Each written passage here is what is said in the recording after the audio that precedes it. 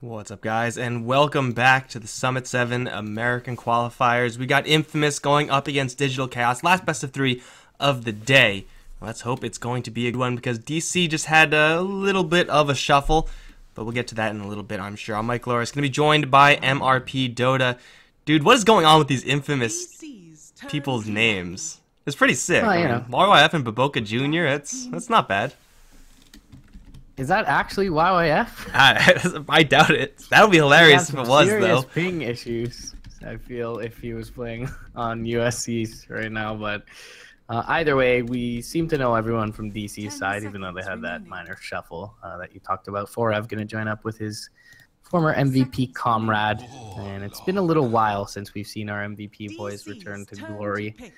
So hopefully for their sake, they do well in this series. Definitely the heavy favorites here. And up against Thunderbirds, they are going to have to beat Infamous here if they want any hope of top 2. Monkey King, Crystal Maiden, the aggressive and the little bit of a passive support duo picked up right away from Digital Chaos. And you got to make sure that Boca doesn't get his hands on Monkey King, even if it is Boca's son. Again, we have no idea who these guys are because these names are kind of weird, but we're going to call them what they're tagged up as because I guess that's just the polite thing to do. Either way, Monkey King CM going to go up against the Warlock first pick, pretty reasonable. Then we have a really early Troll Warlord. Definitely an interesting adaptation here. I'm not a huge fan of the Troll Warlord. I feel like it's a fine 4th, 5th pick if you can fit him in, if you have some synergy build up already, but I feel like if I'm going to be picking my carry, I'd rather have a Terra Blade. Yeah, they did steal away Baboka Jr.'s Monkey King, though, so draft 1, obviously, for DC side. Troll, one of the heroes that can man up against the Monkey King in the early game, so in that respect, I don't mind the pick. I do agree with you in some respect that I usually favor seeing it a little bit later on in the draft, and already with the Boundless Strike, the Frostbite, the Crystal Nova, there is some capability to kite this Troll Warlord around with DC's side. Still, though, a lot behind him in the way of team fight already with the Chaotic Offering, and a little later into the game, the Upheaval to facilitate the Troll's obvious aggression. Other than that, standard first phase, Abaddon, Magnus, Legion, Ricky, maybe Infamous, I don't know, missed out on the last couple of weeks, but it doesn't seem like Magnus nearly held in as high esteem as he was just a short while ago. Either way, not something that they want to see against DC. Was Bulba playing the Magnus recently? But that would be in the hands of Forev now, and definitely something he's proficient with. I mean, last game, Magnus was picked up in the latest phase you could possibly get it. And, well, now we have a couple of those offlane heroes hated out by the DC side. Timbersaw as well as that Centaur. And, well, they have to pick up an offlane of their own, and quite frankly, a lot of offlane hate here. Would not be too surprised to see an Omni Knight show up just because one of the few great offlane heroes still in the pool. You can always go towards like a Sand King if you're really feeling up to it. You can grab yourself a Bat Rider or something along those lines as well. So there will always be offlane heroes to pick up, but man, they've been taking an absolute beating here in this ban phase from both teams. The primo offlaners are pretty much all gone at this stage. But I mean, Crystal Maiden, Monkey King, you don't really need all that much to kind of enable your supports. They're usually the ones to do the enabling. So free picks here for Digital Chaos, really. There's not much that they have to play around either. I mean, like, Troll Warlord is a threat, but it's not a hero that is just like impossible to man fight up against. You can manage him. Warlock is also very manageable. So it does seem like DC can get their most comfortable pick here instead of needing to get a certain hero. Yeah, they can just really go for the Invoker for Abed. But either way, Abed, it just proves to be a handful in lane. And when you supplement that with the aggression potential of a Monkey King, it's always a bit worrisome in the early stages. Interesting pick here from DC. They're going to go for Forev's Nature's Prophet, and he's almost instantly hard countered here by the SB. They do have a couple of ways to stop this charge with a nicely placed Boundless Strike or the Frostbite if they're nearby. But it is going to be a good pick for Infamous. Makes the Invoker a little better for me. The fact that they have the Sprout into the Sunstrike combination with the Monkey roaming around. For now, they're actually going to pick up the Bristleback. So this is either going to be a safe lane NP or a safe lane BB. And it's possible that they put the Bristle in the off lane here because the Nature's Prophet's a bit vulnerable to the Spirit Breaker, and then give the NP a little bit of support. He is a very strong safe laner with all that base damage he has, and the potential to kind of manipulate the creep wave with his Treants.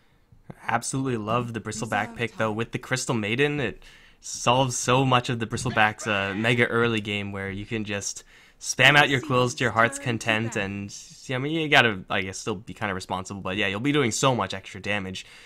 This screams aggression from the Digital Chaos side. Monkey King, Crystal Maiden, again, those heroes that can get off to a very aggressive start. Monkey King from minute 0 CM needs a little bit of time, level 3, level 4, but then she can also join the fray, and when you're talking about Bristleback, you just run at your enemies, Nature's Prophet to cut them off. It does seem like it's going to be an absolute brawl fest, and in that sense, positioning is absolutely key, and to that end, Infamous, I really like their last two picks. Like, obviously, Spirit Breaker, really good up against Nature's Prophet. That's kind of a given, but he has great synergy with the Troll Warlord in the later stages of the game. And now the Batrider pickup as well is an absolutely monstrous hero up against, again, Nature's Prophet, but also has a lot of game up against the Monkey King. Being able to see him is one thing, but also being able to deforest him and make sure that he is not going to be providing that mobile vision is a big deal in favor of Infamous. If Digital Chaos are looking for that pick-off game, so much harder when you don't have a Monkey King scouting. Yeah, definitely. So a lot of control and a lot of scouting available to Infamous' side. I do worry a bit for their lack of damage. As you mentioned, Greater Bash obviously synergizes well with the Battle Trance. So there will be, if they get a little lucky, some damage output coming from that duo. But still, they're going to need to supplement that with a mid laner who offers them a bit of burst. And I'm assuming at this point the Spirit Breaker will be for position. So more than likely going to be the case here. We'll see what DC around their lineup out with. They're going to ban out the Queen of Pain. Mentioned burst, kind of at high value here for Infamous, and Queen of Pain, one of the heroes to take away. Ember Spirit, definitely a hero that can not only offer a bit of magic burst with the Remnant Bomb as well as his entire magic damage toolkit, but innately mobile, just like the Queen of Pain, can team up in tandem with his Spirit Breaker and Batrider in the early game. And again, another almost hard counter, 3 in a row, essentially, to that Nature's Prophet. Always a risk whenever you pick up this Nature's Prophet. I feel like this happens every single time I'm casting and I see Nature's Prophet.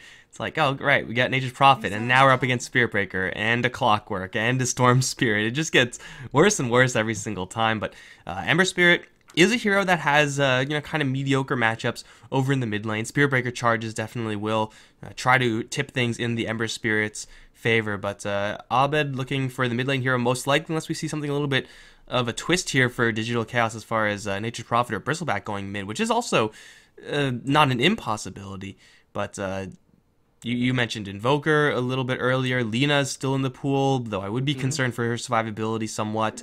It's going to be a Death Prophet. I like this pick quite a bit. It's a hard hero to gank as a Spirit Breaker. You can charge in, but you know that you're offering her another Siphon target. So you got to burst her down quick, and Spirit Breaker, Ember Spirit, they do a lot of damage, but they do it very slowly. Mm-hmm. Wow, it's going to be very interesting to see who comes out of how these lanes shake down and who comes out with an advantage. It feels like if DC do, they have many ways to push. There is a Batrider for wave clear. Ember Spirit, it seems a little difficult for him to wave clear into, potentially a Frostbite and a Death Prophet silence. Boundless Strike can come out as well to lock him down. So there is enough wave clear for Infamous, but it feels like, with that Bristleback in the front line, they don't really want to be pulling him back with the lasso necessarily, as they may lack the burst to bring him down. But either way, very kind of experimental looking draft for DC here. It is game 1, so they certainly have some leeway, but keep in mind, winner goes on to face Thunderbirds, loser goes down to face IsGG in this double limb group stage, GSL type group stage. So neither of those teams very easy opponents, and definitely the win here necessary for both of these teams to make top 2. Give us a little bit of a read as to how well this new DC squad is going to gel together. You mentioned earlier we got Forev and Dubu back together. The old Korean Dota, love me some of that. But also Infamous, a little bit of a question mark. I mean, we don't know what their actual names are because they're tagged up as Baboka and YYF, so big shoes to fill, I suppose, but not many people are sure as to how powerful this team actually is. And Benyes has been in the scene forever. He is extremely talented at what he does, and you would assume that he'd be able to control his teammates pretty well. But everyone else, seeing as though they don't have any names that I recognize, at least, who knows? Maybe they are people we know, but we just don't know. Yeah, I mean, Ben Haas is like, we've seen him forever. He's kind of the grizzled tier 2 veteran who wins a lot of smaller tournaments. And, the other thing to mention about him, though, that is maybe a point of concern is that he's always on a different team. Feels like some guy that, he seems like a decent captain, has a good mind about him in terms of the draft, and doesn't make any glaring misplays, consistently at least. It's just odd to see him always be shuffling between teams, but really the only stable team for the last little while in South America altogether was Pain Gaming, which became SG Esports. So very hard to find stability in that region altogether. Talking about bouncing around between teams, on the other end we have Bulba. Just not to be outdone for sure, but you know what? We have ourselves a draft. We have ourselves heroes loading out. So let's take a quick look at who's going to be playing what. We will politely refer to these guys as they're tagged up. YYF, definitely the real YF, definitely not a fraud, is going to be handling the Warlock. Baboka Jr. on the Spirit Breaker, I like it. Benyaz, as aforementioned, on the Troll Warlord. You got Gucci on the Ember Spirit, and Sword is on the Bat Rider. I definitely recognize the Heart Amy, but I'm not really sure who that is from. Yeah, on the other side of things, Forev gonna make his return here. Join out Dubu on his Nature's Prophet. That's something he's comfortable with. We got Abed playing up on the Death Prophet over on the east side. Mason gonna pick up the Bristleback alongside his comrades. Dubu is gonna be playing his Crystal Maiden, and finally we're gonna have on the Courier and/or the Monkey King. Kanishka, aka Sam, aka Bulbo, aka Harry Potter. All right, he'll get a right click off and the Frostbite onto Sword, but does have the Orb of Venom, Jingu Mastery queued up, but should be able to make it away. Well, this Bat Rider forced to use a Tango already. It's not really like a massive win, but he's probably gonna have to go all the way back or Shrine right now. And that is going to be Bat Rider, just off the lane. So this Monkey King, this Crystal Maiden, perhaps going to be a little bit idle, but that's exactly what they want. Crystal Maiden especially just doesn't want to be messing with the lane opposition. Just wants to be jungling, and with that small play, we'll be getting just that. This will also be getting Mason a couple of minutes with the creep wave freely to last hit, which means that when the Bat Rider arrives, he's going to be going up against a Bristleback with most likely a magic stick. Possibly even building up towards that magic wand very quickly as well. So Bat Rider, not off to a fantastic start. Does have boots rather early on, but I'm not really sure if he's able to do all that much with those. Bulba, some shenanigans. Just kind of bodying up the Bat Rider, trying to block his stack. Wasn't successful in doing so. So the Bat Rider at least prepares himself one stack. As you mentioned, goes back to base so as not to waste his Shrine. Meanwhile, though, top lane charge in on Forev. And they do have the Orb of Venom slow here, as well as the Shadow Word. This Nature's Prophet looks like he may not be long for this world. One more right click, and YYF, the legend himself, finding the first blood. Such a difficult lane to survive against. Such a difficult game to survive against as this Nature's Prophet. The Spirit Breaker just will always have that Nature's Prophet's number, and even though Troll, Warlock aren't really huge damage-dealing heroes at this stage in the game, Nature's Prophet isn't really a good hero to tank any of that. He is not durable enough, full stop.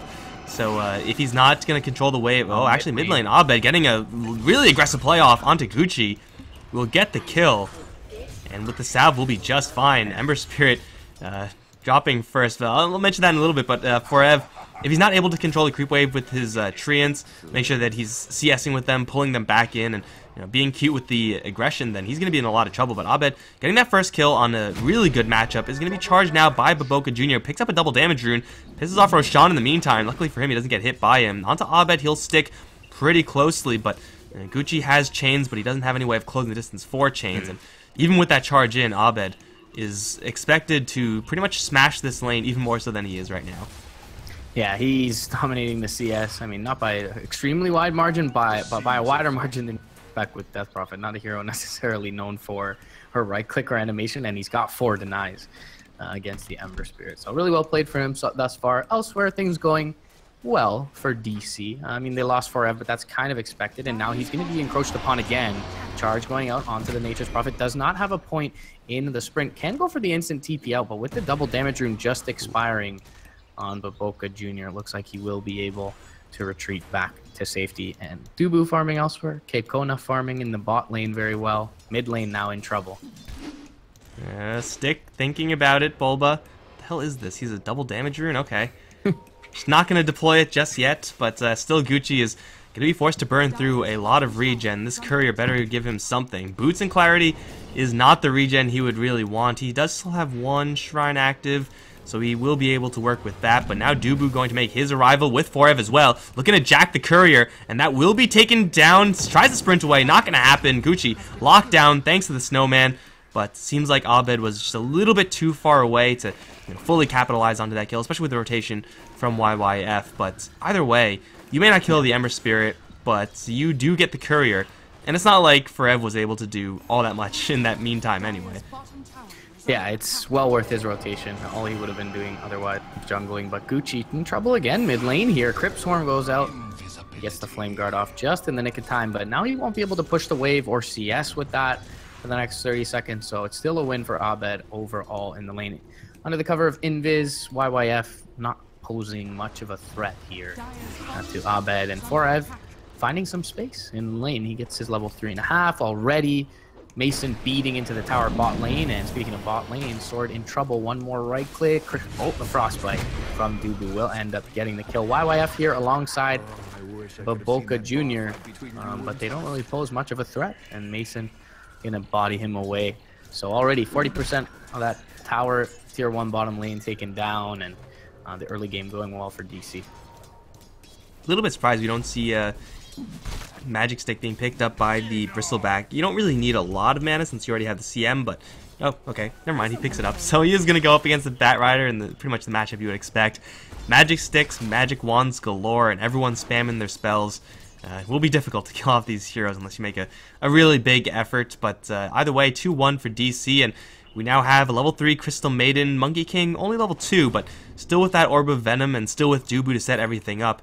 Can definitely look to get some blood on their hands, and if possible, really, they want to go for this Ember Spirit. We've been having just an absolute hellish time right now. Both of his shrines have already been used, so I'm not really sure what his plan is for sustain. And your plan can't be, oh, we're just going to sack the mid lane, and okay, well, they're actually going to kill off Mason in the meantime, but if they try to sack the mid lane, Abed's a freaking Death Prophet. He will kill your tower. That's a big kill, though, to be had on bottom. Bristleback is not easy, and they're able to do it, albeit barely. Bat Rider cutting it pretty close. Yeah, they were holding a skill point on Abed, and now that they see the rotation came down to bottom lane in order to net that kill on Mason, they end up popping the Exorcism and going in towards this mid lane tier 1. Probably won't be able to kill it off entirely, but they'll put a very significant chunk of damage into it. Rotations coming through from the Warlock, the charge coming through from the north, and Gucci back down to the lane. This should back Abed off for now. He'll keep the tower just outside of deny range. YYF actually taking a lot of damage. Crypt Swarm just short of killing him off. Frostbite going to stop the charge. Right clicks coming through from Bulba. He gets the Boundless Strike off as well. Slow from the Spirit Siphon. Primal Spring. One more right click. They'll bring him down. So Spirit Breaker punished. Tower out of deny range. And all is well for DC.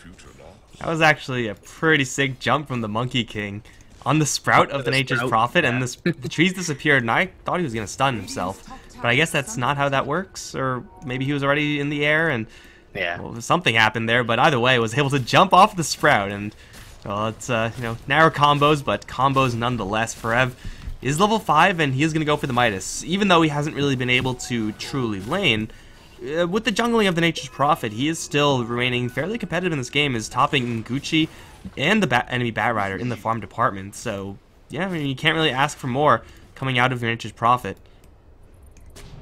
Yeah, level 5 as well on his laning equivalent in the Bat Rider. That kill on the Bristleback going to help a little bit in that cause, but there were 3, if not 4 heroes present when they did kill off Mason, so I'm not sure he got all that much in the way of experience. Still, offlaner's about at parity in the way of what they've gotten out of this early game. Now, though, Mason seems like he's got a sixth sense about him, and you will see a hero missing from mid back underneath his tower It'll be just fine for now. Gucci forced to TP back to mid lane. Up to the trees is Bulba on his MK. Cryptstorm going to fly out. Gucci going to try and back off Abed's Prophet and look to deny this tower. He gets Crystal Nova'd up. Cryptstorm is there as well. Primal Spring not being channeled. And Remnant up to the high ground will keep Gucci safe for now. YYF! What a player.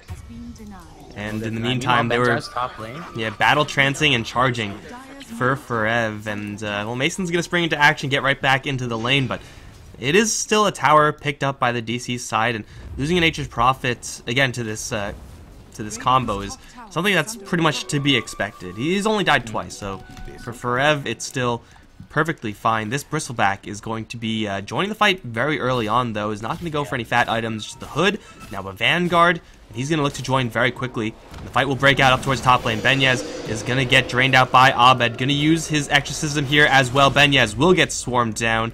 Boca will slip out of there. Exorcism not quite fully onto the tower, but you know what? It's with that Arcane Rune, so it's not a big deal for Abed, and they'll still do a lot of damage. Yeah, so they get the free lower cooldown on the Exorcism. They see that top lane immediately smoke up with the Crystal Maiden. They have 4F to TP in with the teleport. And Bulba joining the fray as well. Had they hit that Primal Spring earlier, maybe they kill off the Spirit Breaker, but they get the target they're going for. And that is going to be the Troll Warlord. Bulba was charged up momentarily, but makes the jump over towards his Tier 1 tower. And Infamous are going to think better of it. In the meantime, Tier 1 eliminated top lane. Unfortunately, no one able to net the last hit, but either way, going to be a nice tower for them to grab here sub 10 minutes. There's a lot of acceleration waiting in the DC jungle. A giant stack of Ancients in the southern jungle. A little bit of a hard camp stack there as well. Most likely it'll be the Mason Bristleback cash into this. We saw this. We expect to see this a lot from Envy. He played a lot of Bristleback, and he was able to do something very similar. Just go straight to the jungle. Dubu, what is a Crystal Maiden doing here? Seems like a little bit of a mismatch for her, and she's going to get slaughtered. Poor CM. Breaks my heart every time. Man. It's the Pylite ICM. Don't you know about this? Either way. Tactical. Yes, the tactical feed. The ward on the cliff here, they pinged out Abed TPing to the shrine, so they were well aware that at least there was no Death Prophet behind her, so pretty free and clear kill for Infamous. Still, I don't think anything DC is going to lose too much sleep over. Farming pretty well across the board, and even Forev keeping up with the Ember Spirit. Soon to pick up his Midas. He's got his phase boot, so he's got his essentials. Abed's Death Prophet going to go for a Midas as well. What do you know? Sweet item. Midas is on everyone except for the enemy Troll Warlord. Actually, has gone for Vlad's first. Definitely interesting build-up. He's gonna, kind of stick to the more cookie cutter-ish build after that Vlad's, but I think every single time I've seen Troll Warlord recently find any sort of success, it's been when he's been absolutely power farmed through Midases or through Magnus Empower, and he's not going to have a ton in this game. He's not really even going to have a ton of space created by his allies either. Like, Batrider's getting to a point where he will maybe be able to do that, but Boca Jr. definitely not. He's dead on top lane. 3 heroes able to bring him down, and Ember Spirit has had such a rough start. He's going for Travels. That is not going to be a relevant enough space creation item for this Troll Warlord to really get going. So it does seem like DC are setting up, even with these Midases, for a point in the game where they will be able to just force these fights from Infamous, and Infamous just won't have the farm necessary to battle back. YYF, mid lane, has the lasso available as well, and the blink on sword, and Mason with a very timely pause for his squad. Radiant. They see YYF and Baboka, but they don't see the bat. So, charge coming in. They're well aware of this for Abed. He's got really no way to get out, however. Crystal Nova on cooldown as well. So, just a Frostbite available. Maybe they get it off on the Spirit Breaker. Remnant forward, though, they find the chains onto 2. Lasso is there. Chaotic Offering as well. And obliterated is the CM. 3-man Boundless Strike. But Boba, he's in no man's land. And he'll just chain feed here. Mason gonna get 1 return kill on YYF. And it's just a little bit too tanky for Infamous to continue forward. They'll be content with their spoils thus far, namely killing off Abed in that mid lane. Gonna drag back quite a bit of the lead that DC had established, and it's about 1,000 net worth swing in the favor of Infamous. Yeah, Death Prophet is very much so a glass cannon hero for the first 20-25 minutes of the game, going for a Hand of Midas build-up. Definitely not going to help her. It's kind of smooth that over. We'll eventually be getting armor. We'll be getting just raw health so that it's more difficult to make that play. But for right now, Infamous, as long as they're able to maintain the numbers advantage and use that big asset they have in that Warlock Rock, especially towards the Death Prophet, then they should be finding some pretty nice success. And the more you do plays like that, the more you enable your kind of underfarmed Ember Spirit to kind of get back into the game. But for right now, Bristleback, tanky as all hell, is going to go straight towards the Roche. Level 1 Goo with a little bit of minus armor, so that Abed's Ghosts can do a little bit extra damage. And Infamous, yeah, they have no Warlock Rock, therefore they have no way of fighting this. Yeah, they knew exactly what DC were doing. They scanned around the pit. They even dropped a ward here, which was promptly de-warded thereafter by DC's side by Dubu. But either way, yeah, with the Medallion and the Vanguard, as you mentioned, they had a timely double damage rune on Mason, and the key point, the Rock, off the board. DC take advantage. Meanwhile, though, Benjas bot lane takes out the tier 1. Unfortunately, does not net the last hit, but either way, he's going to trade that for his recently fallen tower top lane and for the Roche. So, though, DC kind of have what they need to fight. They've got the Hood of Defiance and the extra life on Mason.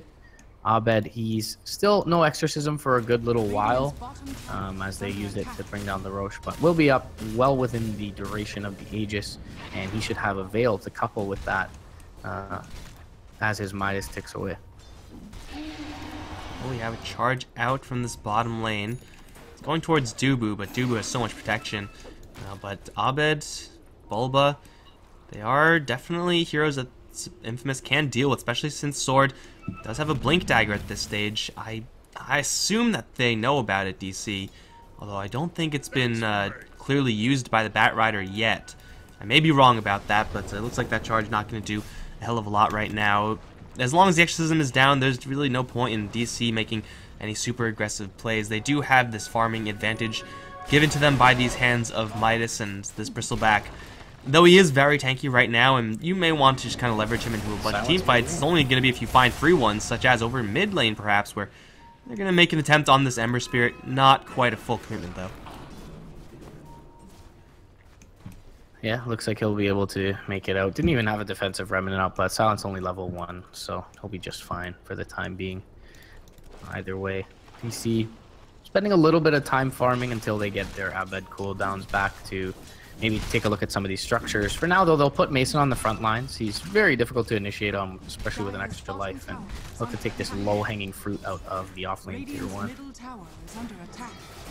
going to have a lot of armor items here. Obviously, the Bristleback already has his completed Solar Crest, and that Shine going to be on the field, and we'll have another one being built up by the Nature's Prophet. He only has that little baby one in that medallion, but still, it'll be really difficult for the Troll Warlord to find his targets, and you're looking at offensive power being amplified from Mason and Abed as well.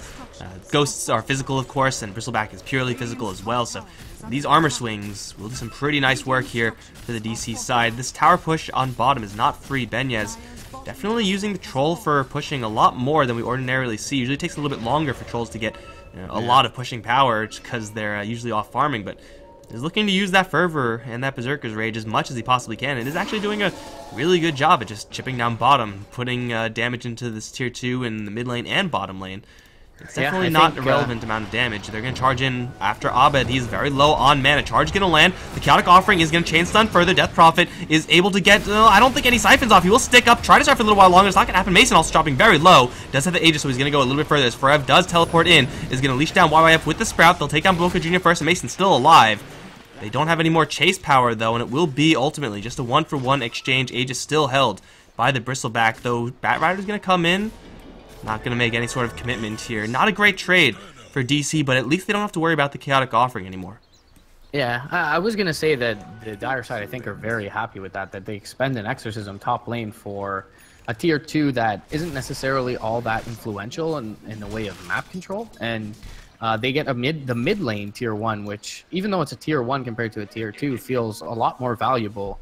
It's not something that's going to be necessarily free for Infamous going forward with all the wave clear available to DC. So I think they were happy with that, and knowing the Exorcism was off the board, they want to go in and fight right away. Unfortunately for them, they're unable to get much other than Abed kill. But again, that's the second time, 3-2-1 on Abed that they kill off this Death Prophet.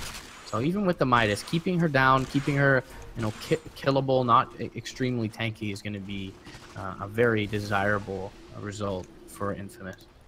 Yeah, Veil of Discord, a great offensive item, gives you a little bit of defensive components, but if you are focusing onto a Death Prophet with very low mana, not really much she can do. So yeah, Abed just has to make sure that he's managing his mana pool a little bit better there. They're going to jump in for a lasso onto Bulba. Force Staff is up as well. Looking for the Boundless Strike, is going to feign it a couple times. It will just slow roast the entire time, but I guess base created. Sprout not going to do anything versus that Firefly, but a Crypt Swarm from distance will make it an even trade, and a pretty good trade for DC at that.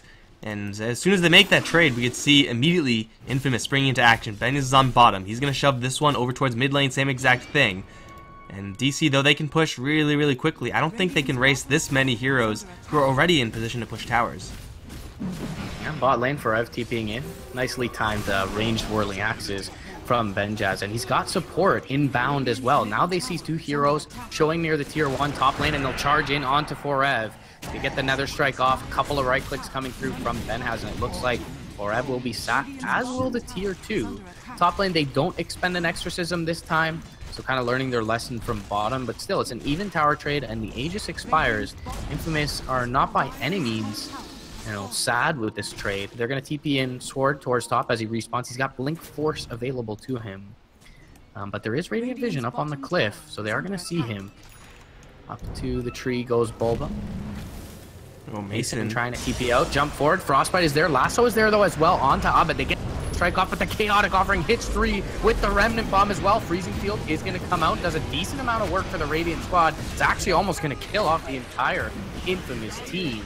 Mason now in a little bit of trouble, although that Bristleback passive pop does give him another couple of kills, trying to kind of stay on the periphery of this. Now Forev, after dying bottom lane, is going to come back into the fray, gets the Sprout off, they kill off Benjaz, and the charge out will not keep Infamous alive.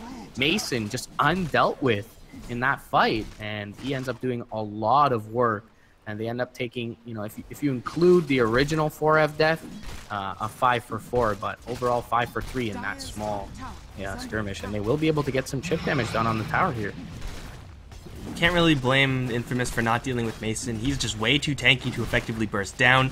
They don't have someone like a Legion commander in order to force him to show his face to Infamous, so he's always going to have that freedom of mobility. Oh, Blink in from this Ember Spirit very aggressively, gets sprouted, pretty well done, but Infamous are coming in force. Forev going to try to straight leave. He'll be successful, and Mason is going to be the chase of a lifetime. Well, maybe not. Lasso's up in 1 second. That will let them get into position to hit his face. Although Doob is going to throw in a snowball from the side. That'll give him a couple more seconds.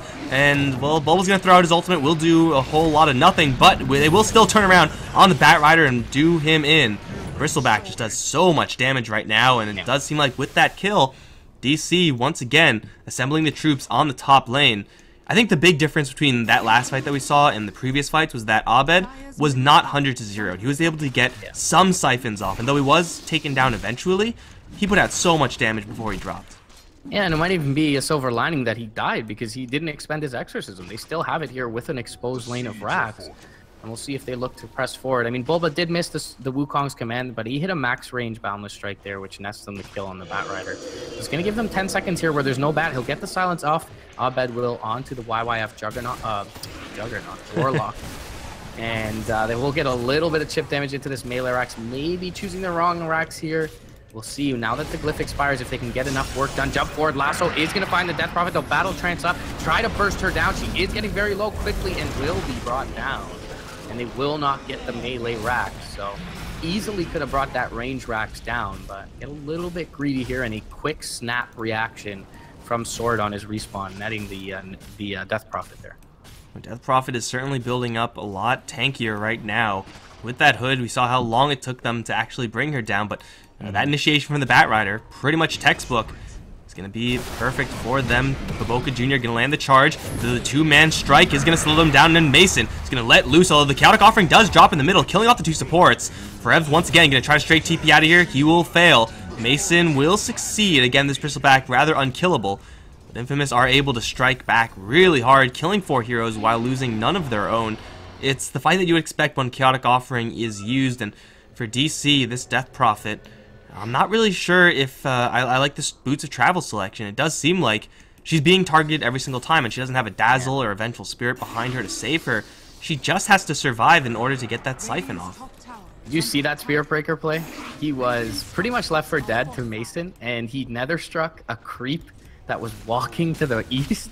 So he got him really far out of the fight when he actually hit it on the creep. So it was basically used as a blink out. It was really nice, but either way, that's all they end up getting, even if they do get that Spirit Breaker kill. So still would have been beneficial for Infamous on the extraction attempt from DC, and they go for the melee racks, already back up to half HP and will continue to regen.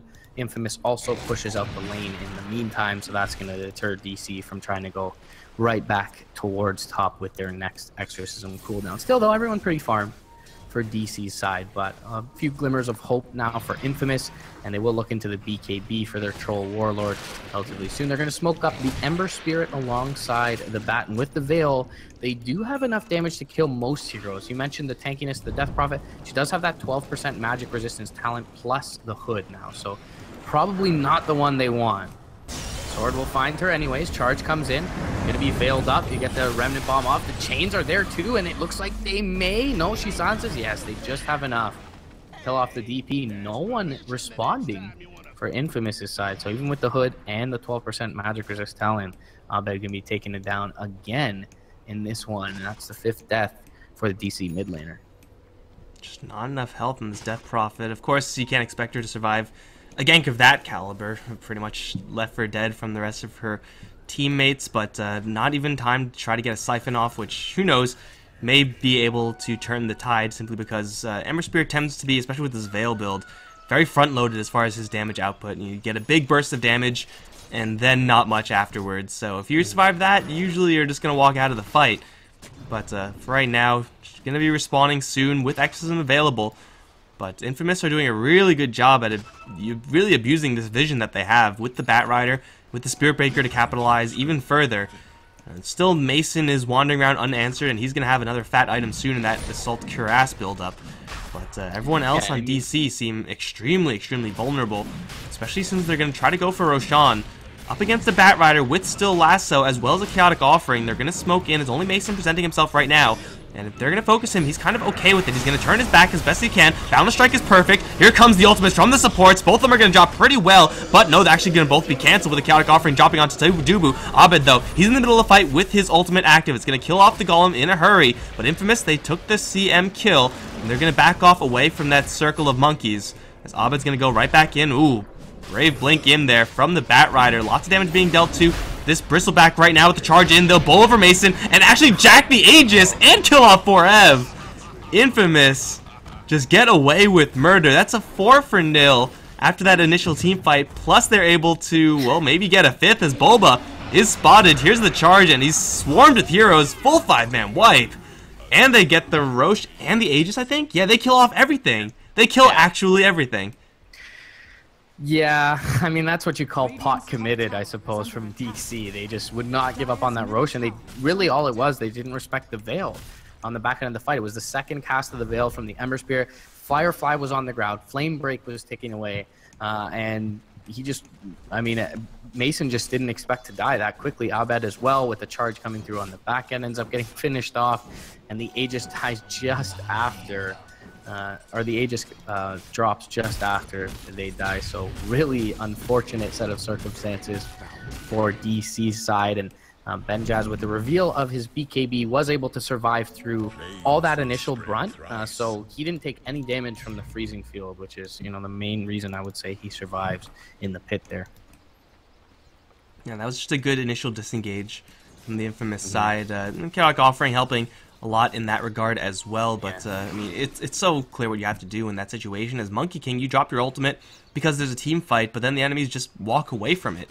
You're looking at Death Prophet, you're looking at a Bristleback. I mean, they're really good at slowing down enemies, but as far as blocking them down and keeping them in those circles of doom, there's no real way for them to do that pretty much ever, unless Mason is eventually going to pick up like a Basher or something like that. A super late game Sheepstick for a Death Prophet along those lines, maybe.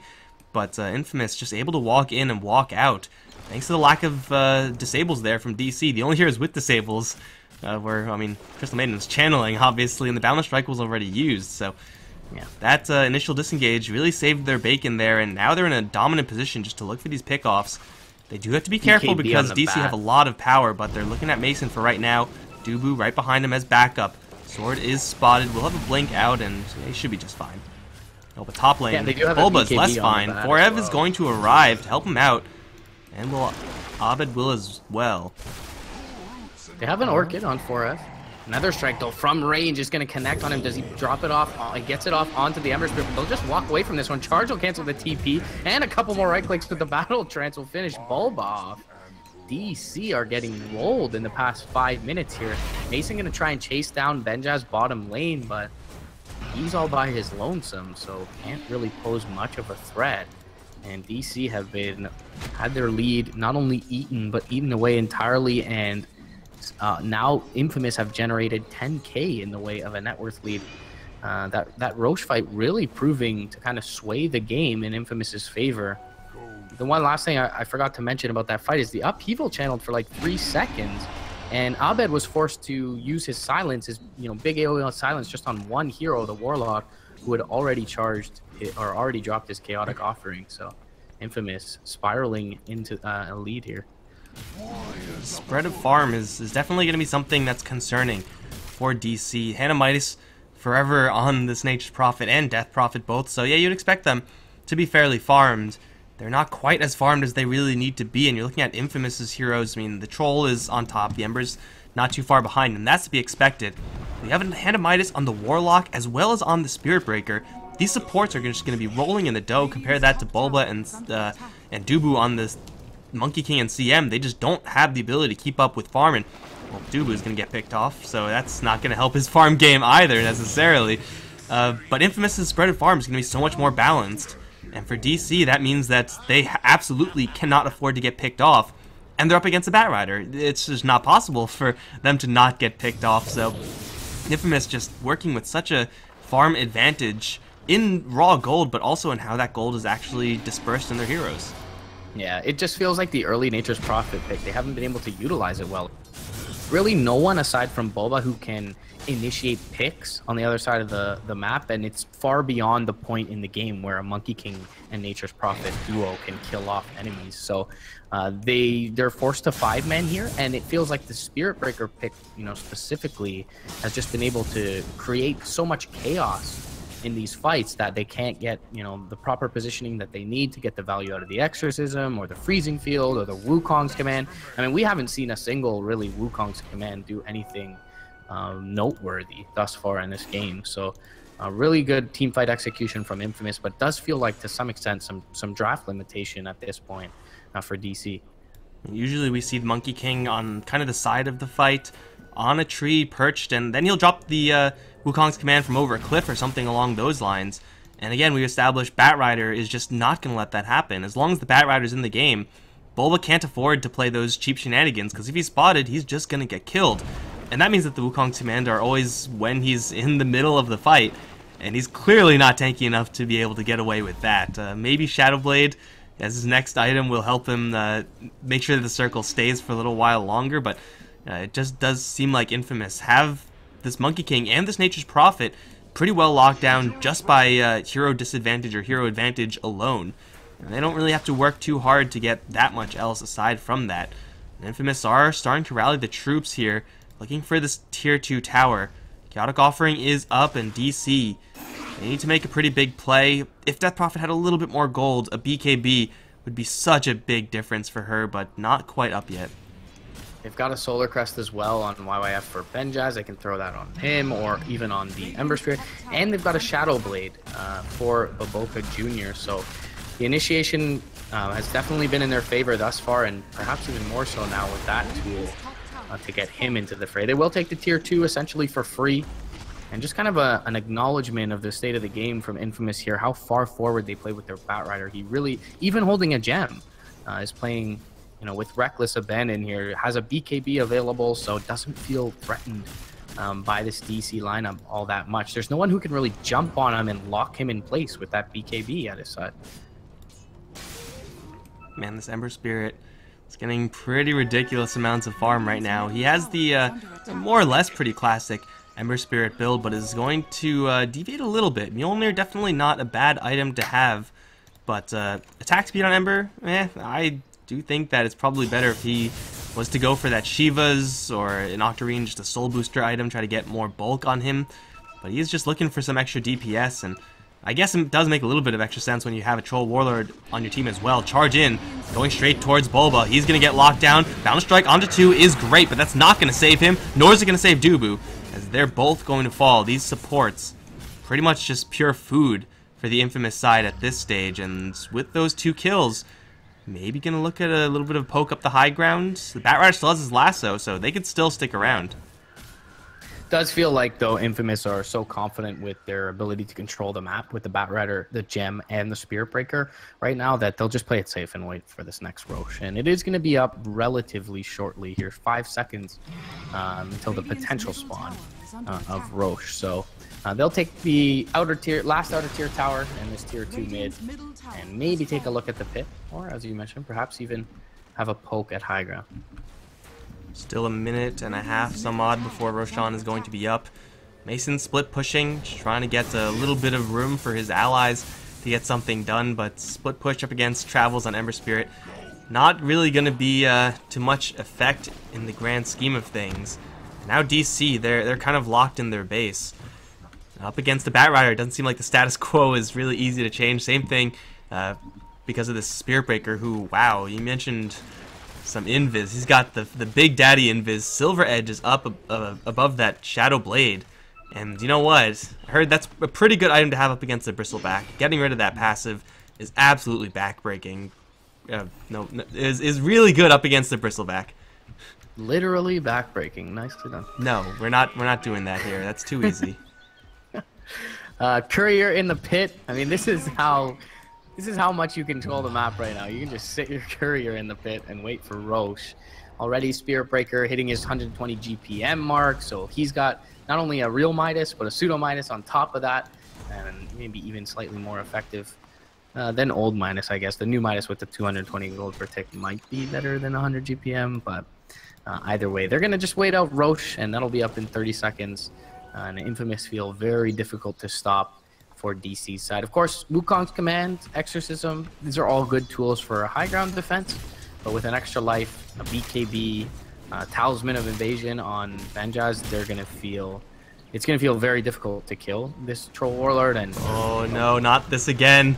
Not Bulba, not Dubu, poor CM. Oh, the Balance Strike is once again perfect from Bulba, and he's going to get a little bit of extra time here as the circle is going to go down. Wukong's Command is going to stick for a long time, but his allies just aren't able to stay in the fight long enough. They do take down the Warlock, and they will still keep Mason kicking, but with the Drains, he's going to get a secondary kill with the long-range Quip Swarm. Forev forced to buy out, but yes, as he said, bottom, Benyez is going to ignore all that jazz and is just going to go for what matters. That's not a good idea, bro. Don't do that. Raxes for 3. Well worth it for Infamous. So, yeah, the first fight where Abed actually has a BKB and doesn't get melted goes well for DC, but the other thing to mention is that Troll's not even present. So even with a BKB, she probably drops there as she has been. Now, Baboka Jr. taking a look in the pit, and DC will desperately try to take one more advantage out of that win top lane. Dubu. Boca Down Jr. from Bulba and Fora, they get an Orchid off, but Force Staff keeps the Boca Jr. safe. Into the pit will go Mason. Forev was out of the pit, so the Roche attempt slowed even further. And looks like Infamous for now are really not going to contest this, which is interesting. Maybe they just buy back a Batrider and that staves off DC, but so DC will find something a little more than just the 3 kills in the top lane, and they will end up getting themselves Aegis. But they do lose that bottom lane of Rax. It's cheese as well for the DC side. Third Roche. Yeah, so, Budubu does have a gem as well because of the Batrider. It's gonna be a lot of assets here for the DC side, but the question is, are those assets going to be worth more or less than Infamous having their Troll Warlord in the fight? Who just now picks up a Butterfly, still has a BKB, 9 seconds in duration, almost at that level 25 mark as well, so Yeah, DC may be really powerful at this stage, but it does again seem like they're putting all their eggs in this bristleback in this bristleback basket. And if Benya is able to get into the bristleback's face in melee form, and bristleback as tanky as he is, won't really last that long. Yeah, even turned around. I mean, a lot of his net worth is in that Solar Crest that he picked up early on, which obviously was very effective, but now against the MKB, much less so.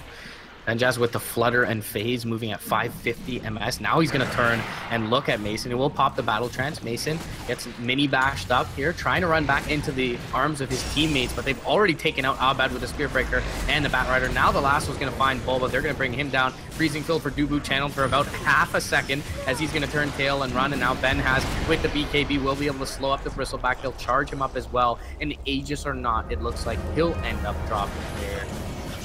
As Baboka does have the Silver Edge, will break him after the BKB pop. And they'll bring him down. Mega kill streak for Benjaz. They still have the Chaotic Offering. And GG, the South American squad, taking out the new DC roster in Game 1. Don't know if we'll see an as experimental draft in this second game from Bulba for DC.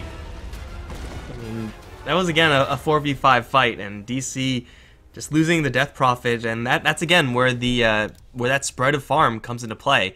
No chance that DC pulls something off with Dubu and Forev. Like that's just not gonna happen because those heroes don't have enough farm. But Baboka Jr. able to get that Hand of Midas, and I mean just look at how stacked this Spirit Breaker is. Level 22, has a lot of attack speed, has a lot of damage, and Abed, even as tanky as he is, with that plate mail with the armor from the Veil, just not enough with those two heroes on him. Doesn't have a Eul Scepter or Force Staff or anything to get out of that. That's going to be what wins them the game ultimately. The Aegis was used, the cheese was on Abed, so he didn't even have a chance to use that one. It did seem like, for Digital Chaos, they had a period in the game where they were ahead. They really had to push it as much as they can, but Infamous, they just didn't let him. And that, guys, is going to mark the end of Game 1. DC, after their little bit of a roster change here, not exactly the most impressive showing, but hey, it's best of 3, so maybe a couple more chances for them in the next game. I'm Mike Loris. I've been joined by MRP Dota. Guys, don't go anywhere. We'll be right back for the second game between Digital Chaos and Infamous in just a bit.